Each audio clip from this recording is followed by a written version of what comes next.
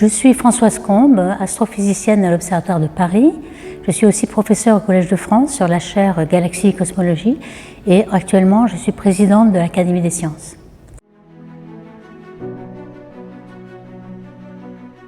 Alors la place des femmes dans les sciences, elle est toujours un peu constante ces dernières années, à 30%. Ça dépend beaucoup des disciplines aussi. En biologie, il y en a plus, beaucoup plus. En maths, c'est assez faible. Et puis en informatique, c'est très faible. Par contre, les évolutions sont positives sur le plafond de verre. On sait qu'il y a un plafond de verre, c'est-à-dire que les femmes, en effet, sont très performantes, puis ensuite elles arrivent difficilement à monter à des postes de responsabilité, etc. Et donc récemment, on a vu que à l'Académie, par exemple, à l'Académie des sciences, on a pris beaucoup plus de femmes. Quand je suis rentrée, il y avait 6% de femmes à l'Académie. Maintenant, il y en a plutôt 18%. Et l'an dernier, on a sur 18 personnes qui sont rentrées, il y en avait 10 femmes pour 8 hommes. Donc on voit que, au point de vue plafond de verre, ça s'améliore beaucoup. Alors les équipes de recherche ont un très grand intérêt d'être mixtes et très diversifiées. Femmes, hommes bien sûr, mais peut-être des jeunes, des moins jeunes, et aussi de toute origine sociale ou ethnique. C'est la grande diversité qui fait la richesse de la recherche.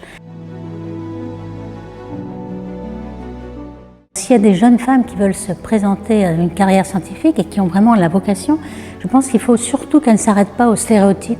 Parce qu'en fait, on est tous victimes de ces stéréotypes, de cette culture générale qui nous dit que les filles, finalement, sont moins bonnes dans les sciences dures et qu'elles vaudrait mieux qu'elles se dirigent vers la littérature ou bien les sciences comme la biologie ou bien les soins du soin.